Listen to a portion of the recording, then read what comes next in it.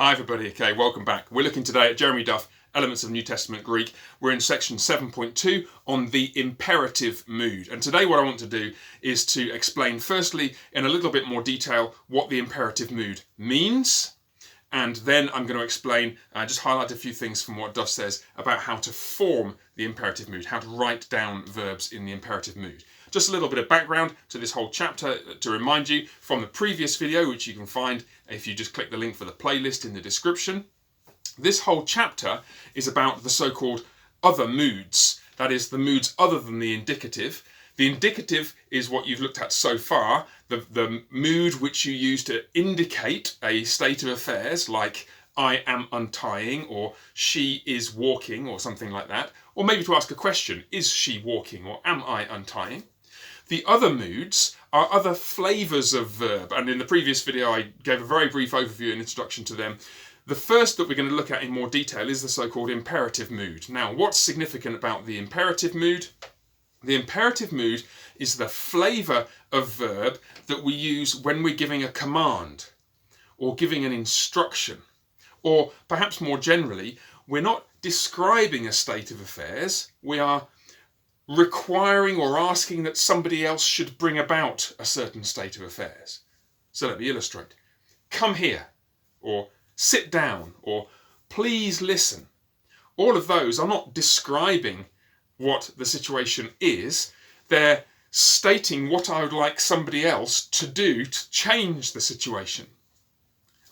You might say, and this might help you to remember that this is the imperative mood, you might paraphrase by saying, I think it's imperative that you sit down.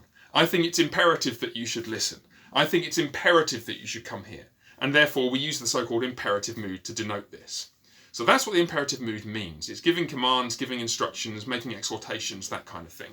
Right, now we need to think, before we come on to the actual form of the imperative, what you notice is that this table has two columns, one for present tense imperatives and one for aorist tense imperatives.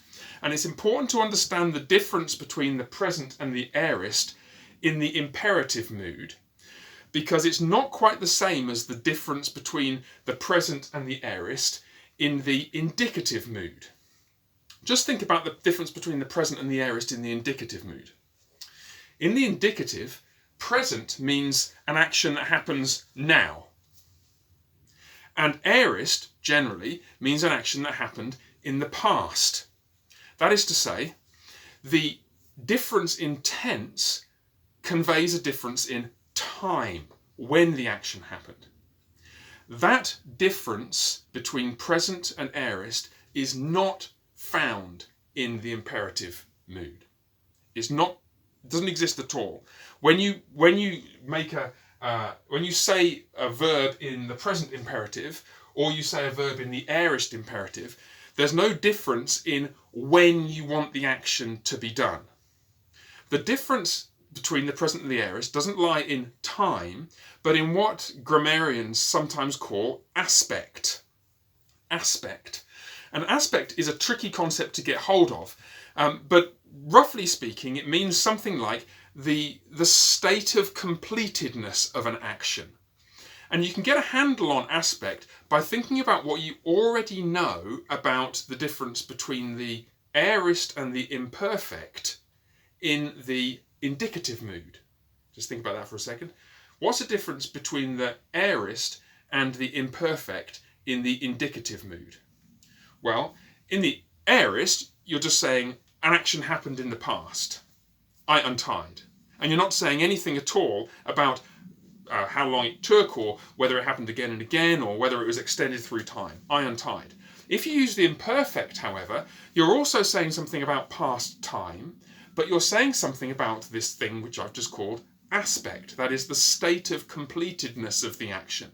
If you say I was untying, as opposed to I untied, both happened in the past, time, but the aspect is different. I was untying indicates that the action was extended through time in some way, or it happened again and again, frequentative, or it was habitual. I used to do it every morning or something. Now, that difference in aspect is the thing that exists that differentiates the present and the aorist in the imperative mood. So many complicated terms, aren't there, to get your head around. Let me just say it again. In the imperative mood, there's no difference in time between present and aorist, but there is a difference in aspect. What you might call, and it's hard to get a handle on it precisely, but the state of completedness of the action. Let's put it super simply, okay? Page 81, Duff says, the present imperative expresses a process, that is a command for something to be done either repeatedly or continuously. Keep on doing it. Like, keep on believing in Jesus. That would be the present imperative.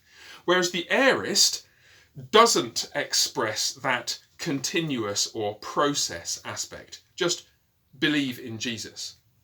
Now, the difficulty with those kind of glosses or kind of rough translations is that's not quite how you'd it doesn't quite capture the flavour of what it means in Greek. You know, keep on believing in Jesus is not quite what it means to have an imperative in the present, at least not normally. And in fact, as Duff points out, yeah, that's why you need to learn Greek, because you need to get your handle around the subtleties of the difference in aspect between the present and aorist imperatives. But there is that difference, and what's going to happen as we start doing some examples, I will draw your attention to that difference. But for now, what I want you to remember is very simple. With the imperative, not only is there no future and imperfect, well, you know that already, right? But there is no difference in time between present and aorist. There is only a difference in aspect, the state of completedness of the action, where the present imperative says something about it being a process or ongoing or repeated or continuous, whereas the aorist doesn't say that. It doesn't say that. It might mean that it's stipulating it's a one-off action, or it might be that it's not stipulating anything about it at all. So that's the difference between the present and the aorist imperatives. Right, now let's start to think about forming them. Now, I said already, I mentioned it previously, I'll say it again, in the other moods, including the imperative and of course participle infinitive and so on, you only get two tenses. You get the present tense, you get the aorist tense. So great bit of news, you don't have to remember a future imperative, you don't have to remember an imperfect imperative. You've only got present and aorist to remember. Now, when we start to look at the form, if we have a pen here, we've got the table here drawn out with lu, as in luo, the kind of normal paradigm verb, nice simple verb for you to get your head around, and present aorist, singular and plural. Now what that highlights is that in Greek there is a difference between telling one person to do something and telling lots of people to do something. Luer is what you'd say to one person if you wanted to say untie, let's say untie the horse. Whereas luete is what you'd say to one person if you wanted to say, luete is what you say to lots of people if you wanted them to untie lots of horses, say. Now, that's worth highlighting at this point, therefore, that the difference between singular and plural is not in the person who's speaking, but in the person who's being spoken to. Just get that clear in your heads, because sometimes that causes a little bit of confusion. In other words, to highlight this clearly, if 50 people are telling one person to do something, it's a singular imperative, not a plural. Right, okay. Let's just look at the form now. And this is just something you've got to learn. I'll go through it and then I'll highlight some things which will help you to learn it. Lue, luete, le son, le sate. Lue, luete, le son, le sate. I suggest you just chant it in that order. Lue, luete, le son, le sate, going down the columns, but remembering that this time the columns are present and aorist with singular at the top, plural underneath. Now, there's not much you can do to make this easier to learn, except to spot some patterns. The first is a slightly annoying one. The second the present plural imperative is the same as the second person plural indicative. Luete, untie, plural, means the same as, means different, looks the same as luete, you plural are untying. As Duff says, that's not normally a problem because normally the context makes clear which is which. And obviously the context would normally have to make clear which is which, otherwise the Greeks would have found a way of distinguishing them in the form. But lue, luete. Now when you get to the aorist, here's the first surprise with the form. You're used to having an epsilon augment at the start of an aorist, aren't you? Because you have an epsilon augment and a sigma suffix to distinguish the aorist from the other tenses? Well, you think about it like this. When you only have two tenses, you don't need both an epsilon augment and a sigma suffix to distinguish them. If you only have two tenses, then just the sigma suffix is enough to distinguish them. If it has it, it's aorist. If it doesn't have it, it's present. Whereas, of course, if you've got four tenses, it's like a little bit like binary numbering. If you know anything about that kind of maths, you need to have an epsilon augment and a sigma suffix, and then you can distinguish all of the four tenses in the indicative just by that, by whether you have epsilon augment and sigma suffix. Now, in terms of the meaning, as Duff points out, the reason why you don't have the epsilon augment in the other moods, including the imperative, is that it denotes past time. And as we've already discussed, there is no time element to the difference between present and aorist in the other moods. So there's a kind of logic there as well. What it also means, however, is that you need to be a little bit careful to not get this mixed up with a future indicative. Just think about that for a second. Because when you form the future indicative, you go lu-so, lu-seis, lu-sei, lu-somen, lu-sete, lu-susin. So if you're just looking for the stem and then the epsilon augment or the sigma suffix, you might think, oh, this is a future indicative. What's the thing that's going to stop you thinking that? It is, of course, the ending.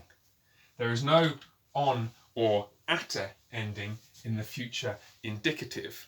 So what that means then is that you think, okay, it looks like a bit like a future indicative because it's got a sigma suffix. Oh, but the ending doesn't work. So you scratch your head and you think, hold on. What else is it that just has a sigma suffix and no epsilon augment? And you think, oh yeah, it's the aorists in all the other moods. So you go through them, and the first one you come to is the imperative, lue, luete, luson, lusate, and there you are. You've managed to identify what the verb is. One final point. What's going to happen with verbs like phileo? Oh goodness, a bit messy. Phileo. That is, verbs which, unlike luo, have a weak epsilon at the end of the stem. Well, remember what weak epsilon likes to do. It likes to be long, either by being next to or being absorbed into a long vowel, or by turning a short vowel into a diphthong, if it's adjacent to either of those vowels. Or if it's not adjacent to a vowel, it just turns into a long e, a long e, that is to say, an aeta. So what's going to happen in all these cases, in all these instances, sorry. Okay, well, if you start with phile, and then you try and put the e in there, well, this is going to turn into a diphthong, phile, and luete. Well, if you try to do this, phile, ete, this epsilon wants to go long. Again, it will do by turning into the corresponding diphthong. So instead of where you would have lue, luete, you have phile, philete, with a diphthong instead of the short vowel. That's what happens in the present. What about in the aorist? Well, remember where the epsilon comes precisely. Let's draw it out again. Phil e. And now imagine you try to write son and sate at the end. Phile son. Well, what's going to happen here? This weak epsilon isn't adjacent to a vowel in the ending with which it can combine to become long. It's got a big fat sigma in the way, but it's still determined to become long. So how's it going to do it? Well, it just has to turn into the equivalent long vowel. So phile son. And then similarly, phil e sate, well, it's going to have to turn into the equivalent long vowel, or the matching long vowel, phile sate. And that's what generates the singular and plural of verbs which, like phileo, have a weak epsilon at the end of the stem. Right, so there are some thoughts about the form. I'm just going to look down at Duff, make sure there's nothing else I have to show you. I don't think there is. That's all good. I think what I suggest you do then, just as always, is get chanting this thing, lue, luete, luson, lusate. Spend a bit of time thinking about the logic of these changes with eto verbs, and then what we'll do is we'll come back in the next video and we'll have a look at some of those examples in practice 7.2, and what we'll do then is you'll start to see this in as it works out in practice, and then you'll very quickly get the hang of it. We can move on to the next of the other moods, which over the page is the infinitive. But for now, keep going, 20 minutes a day, 30 minutes a day, 5-6 days a week, and we'll have you reading the New Testament in Greek in no time at all. God bless, and bye for now. See ya.